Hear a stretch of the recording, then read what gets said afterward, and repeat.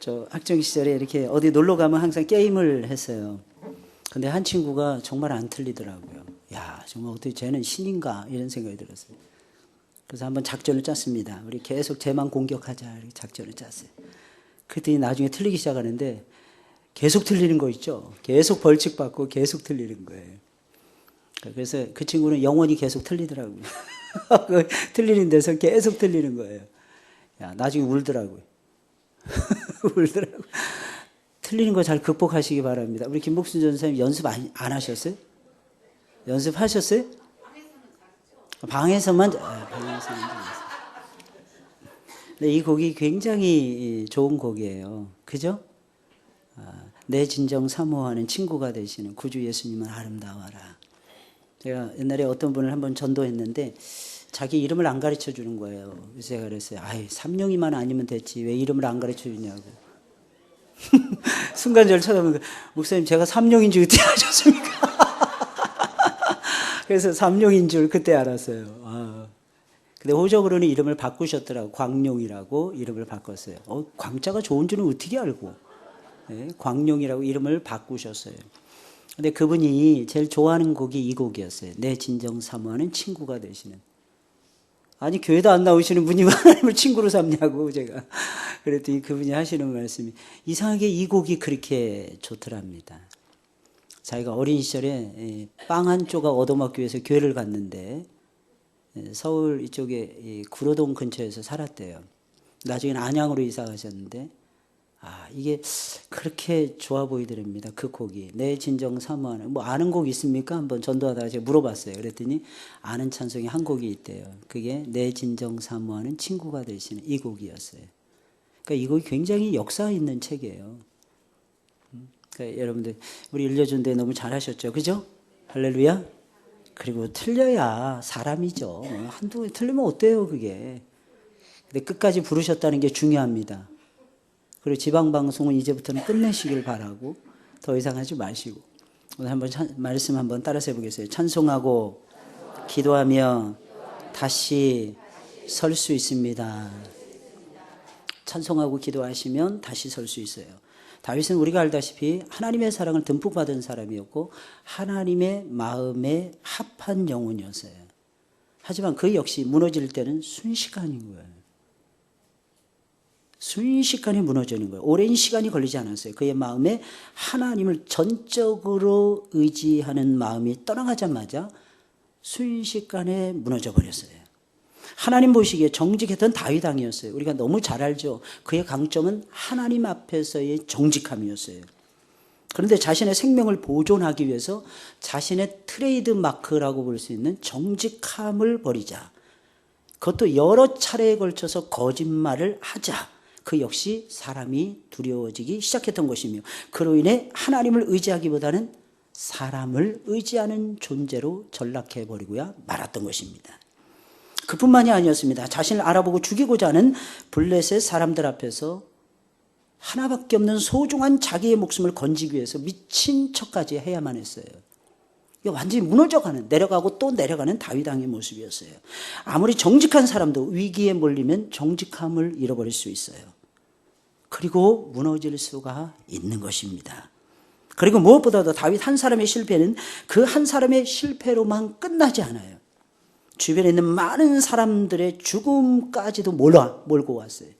수많은 사람들이 죽었어요. 다윗 한 사람의 잘못으로 인해서 높 땅에 살고 있었던 제사장들 85명이 떼죽음을 당해요.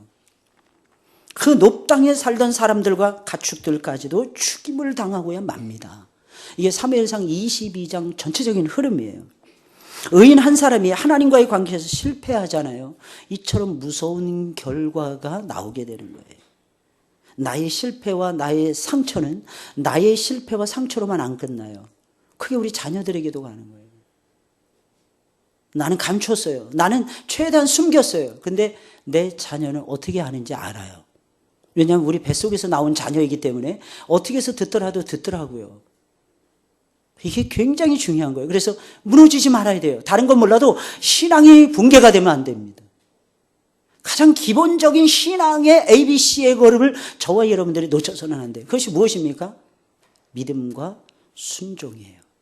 믿음과 순종의 ABC의 길을 놓치지 않으면 우리의 자녀들도 그 선에서 이탈하지 않아요. 그 선에서 탈선할 수 없습니다. 주변에 있는 많은 사람들까지 죽이는 거예요.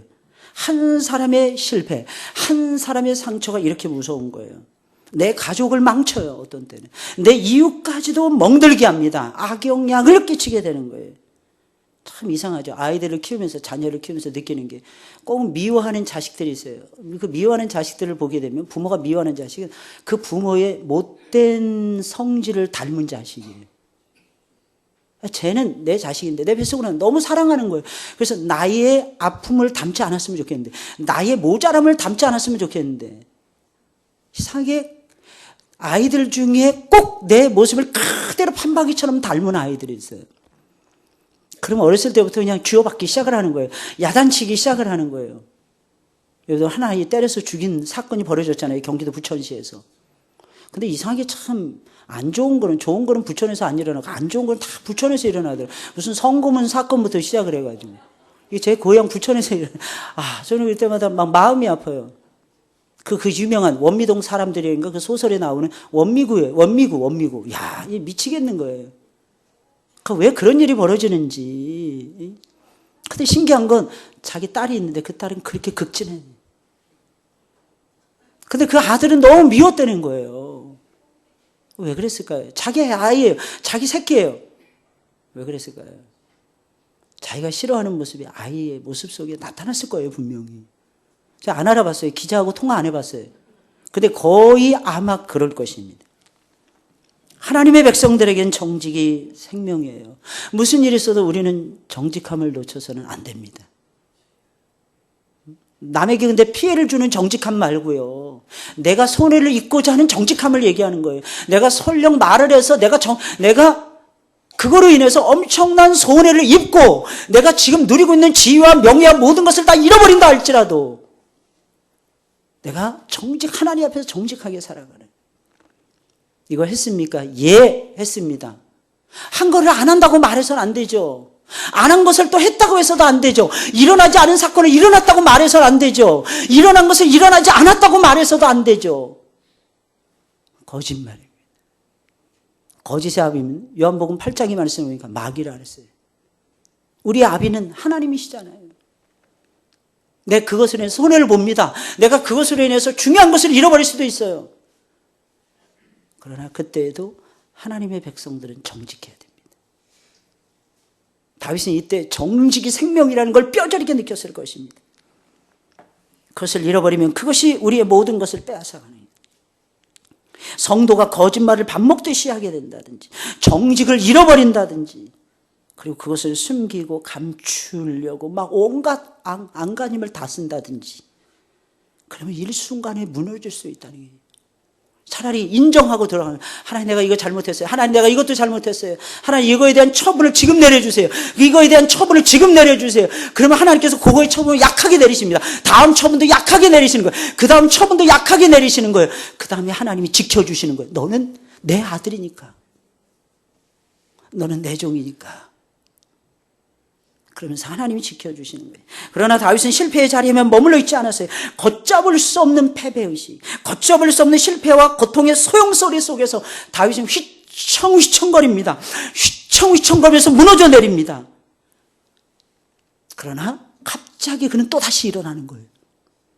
너무너무 신기하죠. 다윗은 고난의 밤중에 벌떡 일어납니다. 그리고 밝은 새 아침을 향해서 열심히 달려가고 있었어요. 성도는 실패하지 않는 완벽한 존재가 아닙니다.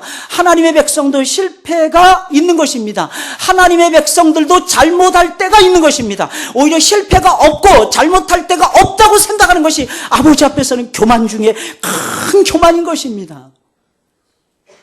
하지만 성도는 실패의 자리에나 아픔의 자리에나 계속해서 머물러 있는 존재가 아니에요. 그 자리에서 벌떡 일어나요. 그 자리에서 다시 시작하는 거예요. 실패했는데 실패의 자리에서 다시 일어나는 거예요. 안 됐어요. 안 되고 무너졌어요. 무너지는 자리에서 다시 일어나는 사람이 성도입니다. 에이, 다시 모든 것을 다 쓸어버리고 다시 시작해. 안 됩니다, 여러분들. 그러면 나중에 잊어버려요. 또다시 망각 증세에 빠집니다. 그 죄를 다시 범할 수 있어요. 차라리 그 자리에서 일어나는 거예요. 차라리 실패하는 그 자리에서 일어나셔야 되는 거예요. 하나님이 그것을 기뻐하십니다. 그리고 고백하는 거예요. 주님, 내가 회방자요, 포행자요, 핍박자였는데,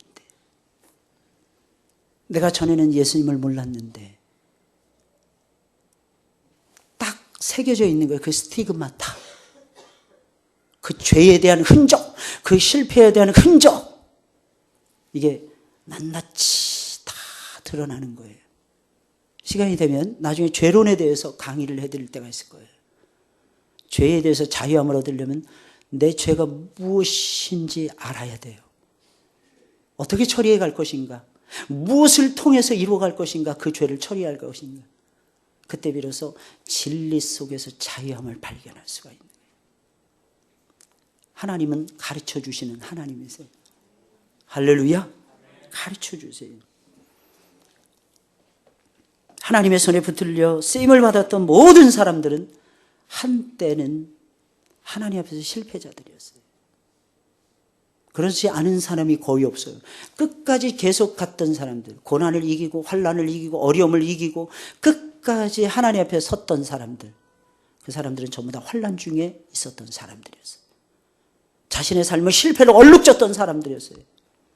그것도 우리가 생각하는 상상 이상의 처절한 고난과 고통 속에서 몸부림을 쳤던 사람들이었어요.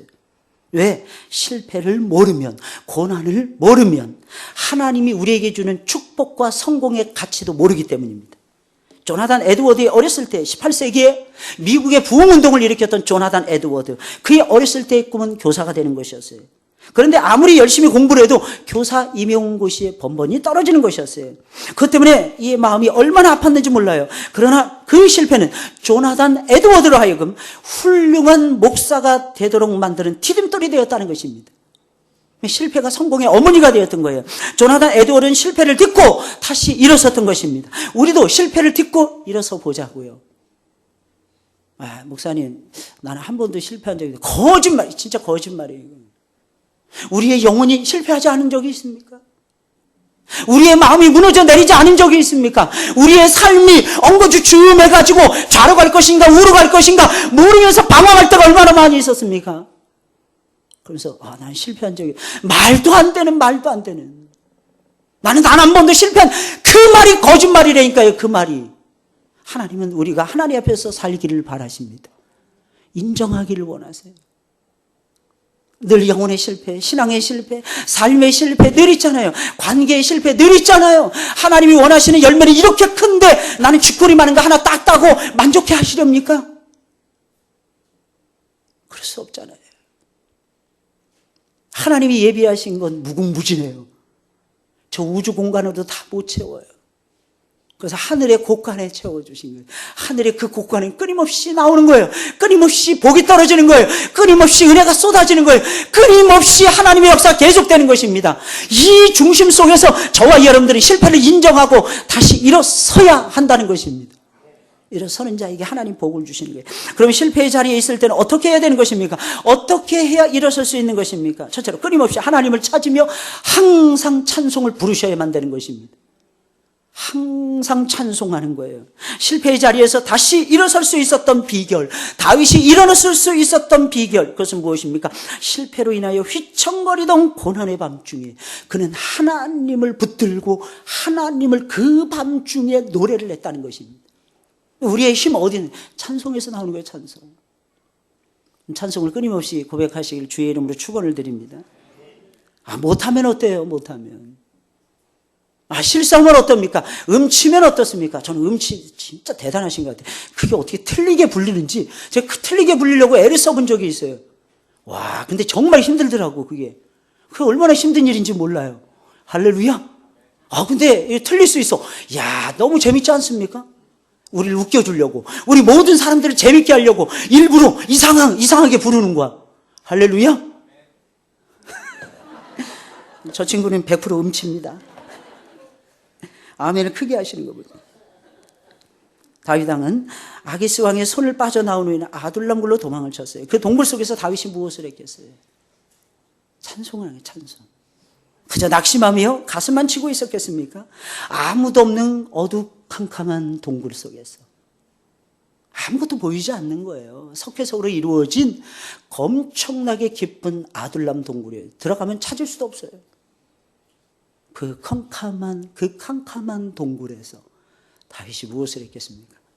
하나님을 노래하는 거예요. 이 찬송은 맛이 나는데 언제 제일 맛이 나냐면 환난 중에 맛이 제일 커집니다. 그냥 동일시돼요. 다윗이 내가 돼요. 순식간에 이 고난당하는 다윗이 내가 되는 거예요. 십자가에 달리신 예수 그리스도가 내가 되는 거예요. 그러니 하나님을 노래하지 않을 수가 없는 거죠. 끊임없이 그는 동굴에서 하나님을 찾으며 계속해서 찬송을 부릅니다. 그때 불렀던 노래가 시편 34편의 노래, 시편 57편의 노래였어요. 시편 34편의 노래, 시편 57편의 노래예요. 근데 특징이 있어요. 이 두 노래의 특징이 있어요. 우리의 영혼을 벌떡벌떡 일으켜준다는 거예요. 우리의 영혼을 살려준다는 것입니다. 시편 57편을 읽은 사람이, 시편 34편을 읽은 사람이 내 영혼이 철량합니다. 내 영혼을 왜 버리셨습니까? 하나님 내 영혼을 그대로 왜 세상 가운데 내버려 두십니까? 이렇게 탄식하는 사람 단 한 사람도 본 적이 없어요. 이유가 무엇입니까? 다윗은 시편 34편과 시편 57편을 노래하면서 하나님을 만났기 때문이라는 것입니다. 그리고 하나님을 마음껏 찬양하며 그의 영혼을 일으켜 세웠기 때문이라는 것입니다. 다윗은 아비멜렉 앞에서 미친 척까지 하면서 겨우 목숨을 건지게 돼요. 그때 다윗의 마음이 얼마나 괴롭고 힘들었겠어요. 하나님의 사람이, 하나님의 종이 언제 제일 괴롭고 답답하고 힘듭니까? 아십니까? 뭔가 부족함이 있었을 때, 먹을 거, 마실 거, 입을 거 그런 게 없었을 때, 잠잘 수 있는 넓은 공간이 없었을 때, 집이 없었을 때, 그런 것들이 없으면 서글퍼져요. 그런 것이 없어지면 슬퍼지는 것은 사실입니다. 하지만 성도가 제일 힘들 때, 성도가 가장 고통스러울 때, 성도가 계속 마음이 답답해 올 때, 그때가 언제인 것입니까? 하나님의 백성다운 모습을 잃어버렸을 때예요. 나는 하나님의 백성이에요. 네, 하나님의 백성다운 기운을 잃어버린 거예요. 하나님의 백성다운 기상을 놓치고 있는 거예요. 하나님의 백성다운 삶을 살지 못했을 때가 있더라는 거예요. 그때가 제일 답답해요. 그때가 제일 힘듭니다. 아무리 맛있는 것이 있어도 소용이 없어요. 아무리 좋은 사람을 만나도 소용이 없어요. 이 문제를 처리하고 넘어가야 되는 것입니다. 진실을 잃어버리고 거짓으로 나를 과대 포장했을 때 그때 미안합니다. 무너져내요. 내 이익과 목숨을 보존하기 위해서 비겁하게 행동했을 때 우리는 하늘을 우러러 한 점 부끄러움이 없어야 되는데 부끄러움이 너무 많은 거예요. 부끄러움이 홍수처럼 밀려오는 거예요. 어떻게 할 수가 없는 거예요. 그때 우리 마음이 제일 많이 답답해지는 거예요. 괴로워지시는 거예요. 정말 한 점 부끄러움이 없이 살기 위해서 애를 썼을 때 하늘을 우러러 한 점 부끄러움이 없기를 잎새에 이는 바람에도 나는 괴로워했다. 노래를 해요. 죽어가는 모든 것을 다 사랑해야지. 막 말을 합니다. 그런데 이상하게 내가 부끄러움이 정말 많았을 때, 특히 하나님의 백성다운 모습을 잃어버렸을 때, 그때는 처참해져요. 뭐 가지고 있고 없고 하는 게 문제가 안 돼. 내 자신이 그렇게 부끄러울 수가 없습니다. 뭘 해도 입맛이 없어요. 뭘 해도 재미가 없어요. 이게 성도가 가장 괴로울 때의 모습이에요. 그때 다윗은 이런 생각을 했을 것입니다. 내가 여전에는 이러지 않았는데, 내가 거인 골리앗 앞에서도 당당했었는데, 내가 어찌하여 이 꼴이 되었을까? 그러나 다윗은 한탄만 하고 있지는 않았어요. 가장 초라하다고 느끼는 그 순간에, 가장 처절하다고 느끼는 그 순간에 벌떡 일어나서 가장 위대하신 하나님의 품으로 달려갑니다. 이 모습이 성도의 진짜 모습인 거예요. 비록 실패했다 할지라도 아버지를 생각하는 거예요. 비록 실패했다라도 완전하신 하나님을 생각하는 거예요. 그래서 완전하신 하나님의 품으로 달려가는 거예요. 다윗은 주께 가오니 날 새롭게 하시고 주의 은혜를 부어주소서라고 탄식했을 것입니다. 그의 마음에는 내가 이 지경이 되었을 망정 하나님을 찬양하는 것만큼 내가 놓치지 않을 거야. 내가 여기서 하나님을 더 이상 멀리하면 안 되지. 이런 강한 열정이 숨쉬고 있었다는 것입니다. 그래서 1절에 있는 말씀을 보면 다윗은 이렇게 고백하고 있는 거예요. 내가 여호와를 항상 송축하며 그를 송축함이 내 입에 계속하리로다. 어렵고 힘들고 답답할 때 내 자신 속을 들여다보셔야 되는 거예요. 하지만 나 자신에게만 푹 빠져 있으면 절대로 안 됩니다. 그러면 아무런 소망이 없어요. 그때는 벌떡 일어나서 주께로 달려가서 끊임없이 하나님을 찬송하셔야 되는 것입니다. 고난 중에 여러분들 찬송이 생각나십니까? 이미 그 사람은 은혜를 받은 사람인 거예요. 고난 중에는 찬송이 생각나야 돼요. 다윗은 실패의 자리에서도 하나님을 항상 계속해서 찬송해야겠다고 고백하잖아요. 그러면서 실제로 하나님을 노래하고 있어요. 그 아둘람 동굴에서 내가 주께 노래하고 시편 57편에 있는 말씀을 보니까 내가 주께 노래하고 찬송하리로다. 내가 새벽을 깨우리로다. 내가 새벽에 하나님을 노래하고 찬송하리로다. 다윗은 분명히 눈물과 감격이 어우러진 찬양을 아버지께 토해냈을 것입니다. 성도의 희망이 무엇입니까? 어떤 상황 속에서도 찬송할 수 있다는 거예요. 모든 일이 잘 돼서 번성할 때도 찬송할 수 있어요. 실패해서 공부할 때도 찬송할 수 있어요. 안전할 때도 찬송할 수 있어요. 위험할 때도 찬송할 수 있어요. 기쁠 때도 찬송할 수 있어요. 슬플 때도 찬송할 수 있어요. 우리는 언제나 항상 하나님을 찬송할 수가 있는 존재들이라는 것입니다. 이유가 무엇입니까? 내 백성은 나의 찬송을 부르게 하기 위해서 내가 불렀다는 거예요. 하나님이 우리를 부르신 목적 무엇입니까? 하나님을 찬송하기 위해서. 그 찬송이 무엇입니까? 예배예요. 그 찬송이 무엇입니까? 감사예요. 그 찬송이 무엇입니까? 기도인 것입니다. 다윗은 하나님을 힘차게 찬양하며 자랑하고 있는 거예요. 내가 자랑할 것이 없다는 거예요. 내가 지금 처절하게 다 잃어버리고 내가 동굴 속에까지 숨어들었다는 거예요. 그러나 다윗은 이렇게 생각한 거예요. 내 안에는 자랑할 것이 없어도 나를 사랑하시는 하나님에게는 자랑거리가 많다는 거예요. 그 찬양은요, 날 보고 하는 게 아니에요. 주님을 바라보면서 하는 것입니다. 그래서 말씀을 보세요. 여호와는 광대하시다 그러죠. 고백하잖아요. 함께 그 이름을 높이자. 여러분, 진정한 찬양은요, 나 혼자 부르는 게 아니에요. 막 설득하는 거예요. 이 사람 저 사람 막 부르는 거예요. 가족도 부르는 거예요. 친구도 부르는 거예요. 함께 여호와의 이름을 높이세요. 같이 찬양하는 거예요. 이게 찬양의 본질인 것입니다. 그러면서 하나님의 선하신 역사를 노래합니다. 8절 이하의 말씀을 보세요. 너희는 여호와의 선하심을 맛보아 알지어다. 여호와의 선하심을 맛보라는 것입니다. 근데 참 희한하죠. 다윗은 다 잃어버렸다니까요. 지위 다 잃어버렸다니까요. 집 다 잃어버렸다니까요. 그의 가족 다 잃어버렸다니까요. 아무도 없었다니까요. 그런데 다윗은 여호와의 선하심을 맛보아 알지어다. 하나님의 선하신 역사는 계속되고 있다는 것을 다윗은 눈꼽만큼도 의심하지 않았던 거예요.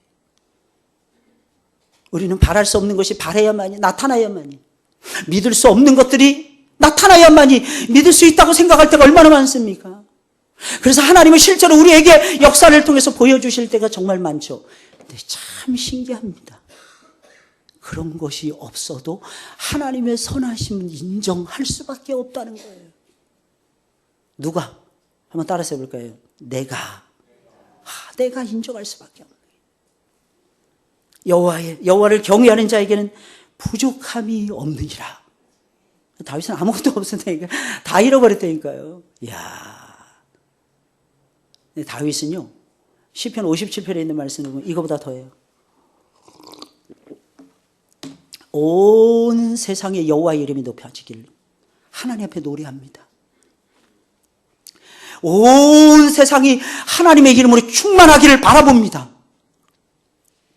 자기는 예루살렘도 차지하지 못하고, 자기는 작은 땅, 이스라엘의 작은 땅 하나도 차지하지 못해서 이방 땅으로 도망을 쳤다가 다시 아둘람굴로 돌아왔다가 아주 아둘람굴에서 깊고 좁고 깊은 어두컴컴한 동굴에서 위치하고 아무도 없고 아무런 것도 가지고 있지 못하고 아무런 것도 자기를 지탱해 주지 못하는 상황에서도 여호와를 경외하는 자에게는 부족함이 없으리로다. 고백을 하는 거예요. 심지어는 뭐라고 고백을 합니까? 젊은 사자는 궁핍하여 줄일지라도 여호와를 찾는 자는 모든 좋은 것에 부족함이 없으리로다. 할렐루야. 이런 걸 좀 기도를 좀 흉내내 보세요. 다윗은 하나님의 선하심과 인자하심과 항상 좋은 것으로 채워주신 하나님의 역사를 노래하고 있는 거예요. 빈손이십니까? 하나님의 역사하심을 쳐다보세요. 잃어버린 것이 너무 많습니까? 회복되는 것 이상으로 하나님께서 채워주실 것을 바라보세요.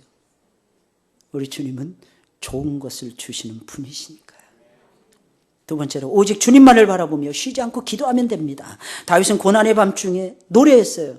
그 다음엔 응답하시는 전능하신 하나님을 꽉 붙들고 쉬지 않고 기도를 드립니다. 쉬지 않고 기도를 드렸어요. 할렐루야. 쉬지 않고 기도를 드렸어요. 이것이 얼마나 힘든지 아십니까? 쉬지 않고 울면서 드리는 그 기도가, 그 통곡의 기도가 그를 다시 세워주고 있었던 것입니다. 본문 4절에서 다윗은 이렇게 고백을 해요. 내가 여호와께 구하며 내게 응답하시고 내 모든 두려움에서 나를 건지셨도다. 야, 어떻게 이럴 수가 있어요? 다윗은 말로 할 수 없이 참담하고 비참한 자리에서도 기도를 멈추지 않는 거예요. 기도를 멈추지 않고 계속합니다. 기도에도 응답이 없는 것 같을 때, 이때가 기도하기가 제일 어려울 때예요. 기도했는데 응답이 없어요. 기다렸는데 하나님이 역사하시는 것 같지 않아요. 게다가 마음은 걷잡을 수 없이 추락하는 거예요. 무너지는 거예요. 그때는 정말 기도하기가 싫어집니다. 그런데 다윗은 그런 마음이 들 때에도 자신의 마음을 붙잡고 하나님 앞에 기도를 드리고 있는 거예요. 열매가 없는데도 기도를 드리고 있는 거예요. 역사가 없는 것처럼 보이는데도 기도를 멈출 수가 없었다는 것입니다. 이게 다윗의 신앙이었어요. 왜? 그때가 제일 많이 기도해야만 될 때라는 것을 다윗은 누구보다도 뼈저리게 알고 있었기 때문입니다.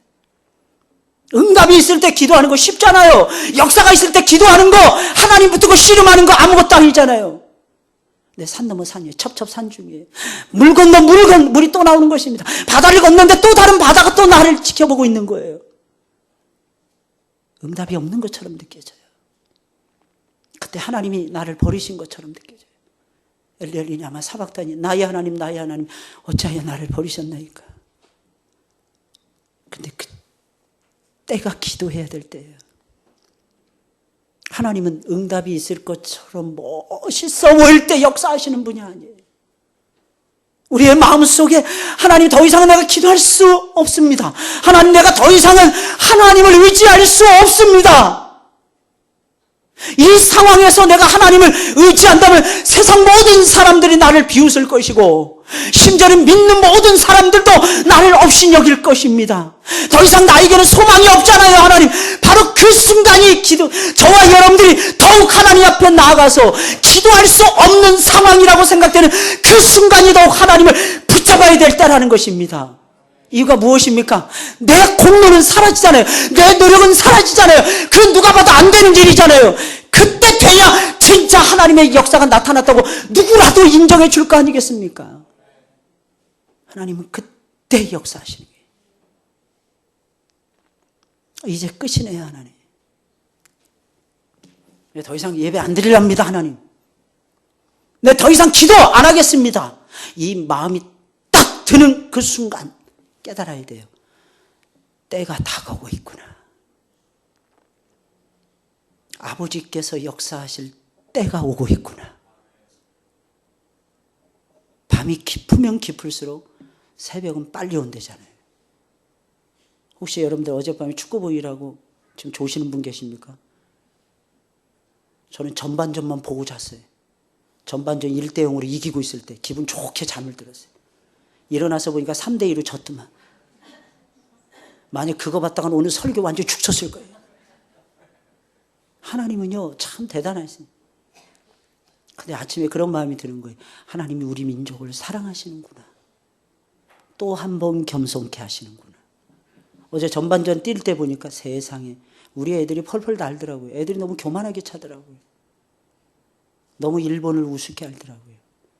일본은 우리가 우습게 여길 만한 그런 민족 아닙니다. 전 세계에서 제가 15년 전에 외국에 나가보니까 어느 나라에서 왔냐? Are you from Japan? 제가 괜찮아 보였나 봐요. 괜찮아 보이지 않으면 Are you from China? 이렇게 물어봐요. 코리아는 없어요. 몇 년 딱 지나니까 Are you from Korea? 바뀌어지기 시작했어요. 바뀌어지기 시작했어요. 그러나 일본은 대단합니다. 전 세계 어느 민족, 어느 나라 일본을 무시하는 민족은 없어요. 유일하게 일본을 무시하는 민족은 대한민국입니다. 참 신기해요. 그냥 밑도 끝도 없이 우리는 막 무시하는 거예요. 밑도 끝도 없이. 일본 애들의 그 체계화는 무섭습니다. 그 만들어내는 기술 보세요. 일본 애들. 가히 세계적이에요. 그래서 저는 항상 일본이 잘 되도록 기도합니다. 왜냐하면 그래야 한국 사람들이 도전받고 잘하더라고. 일본도 할 수 있는데 우리 못해! 이렇게 따라가는 거야. 일본을 잡자! 일본을 따라잡자! 이게 한국 사람들의 근성입니다. 할렐루야! 그래서 이웃을 남겨두는 거예요. 오바다 생각? 주제가 뭐냐면 가시 같은 이웃을 왜 남겨두십니까? 이게 오바다세요. 너 때문이라. 하나님 말씀하시. 너 때문이야. 하나님이 그러시는 거예요. 여러분들 어떠십니까? 우리 기도할 수 없을 때가 가장 기도해야만 되는 때라는 것을 놓쳐서는 안 돼요. 기도할 수 없다고 생각할 때 다윗은 그때 기도하는 거예요. 깊어지는 거예요. 기도하기가 정말 싫어질 때가 가장 많이 기도해야 된 때라는 것입니다.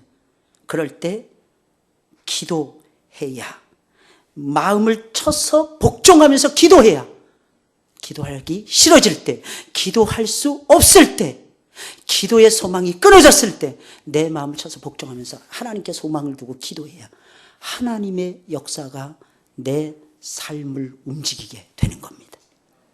오늘 5절 6절에 있는 말씀, 저희가 주를 앙망하고 광채를 입었으니 그 얼굴이 영영이 부끄럽지 아니하리로다. 그 이 공고한 자가 부르짖음에 여호와께서 들으시고 그 모든 환난에서 구원하셨도다. 15절을 보세요. 여호와의 눈은 의인을 향하시고 그 귀는 그 부르짖음에 기울이시는도다. 그뿐만이 아니라 17절 말씀 보세요. 의인이 외침에 여호와께서 들으시고 저희의 모든 환난에서 건지셨도다. 다윗은 기도줄을 붙잡고 벌떡 일어서고 있는 것입니다. 하나님의 능력은 기도를 통해서 나오기에 쉬지 않고 기도하며 다시 서고 있는 것입니다. 그래서 다윗은 비참한 자를 박차고 일어나서 새로운 역사를 창조할 수가 있었던 것입니다. 그러면 다시 일어난 다윗은 그 뒤에는 어떻게 되었을까요? 찬송하고 기도하면서 무너져 내렸다가 다시 일어났어요, 다윗이. 하나님은 다시 일어선 다윗을 높이 들어서 새로운 군대를 제시해주고 그 군대 장관으로 앉혀주십니다. 그때까지만 해도 다윗은 혼자였는데 그가 다시 일어서자, 기도의 지팡이를 잡고 일어서자, 찬송하면서 일어서자 그에게 엄청난 군대를 보내주신 것입니다. 우리가 찬송하며 기도하기 시작하면 놀라운 역사가 벌어지는데 새로운 군대가 일어섭니다. 그리고 우리는 그 군대의 리더가 되는 것입니다. 할렐루야! 이게 정말 놀랍지 않습니까? 사무엘상 22장 1절 2절에 있는 말씀이에요. 우리 다 같이 한번 한 목소리를 읽어볼까요? 시작!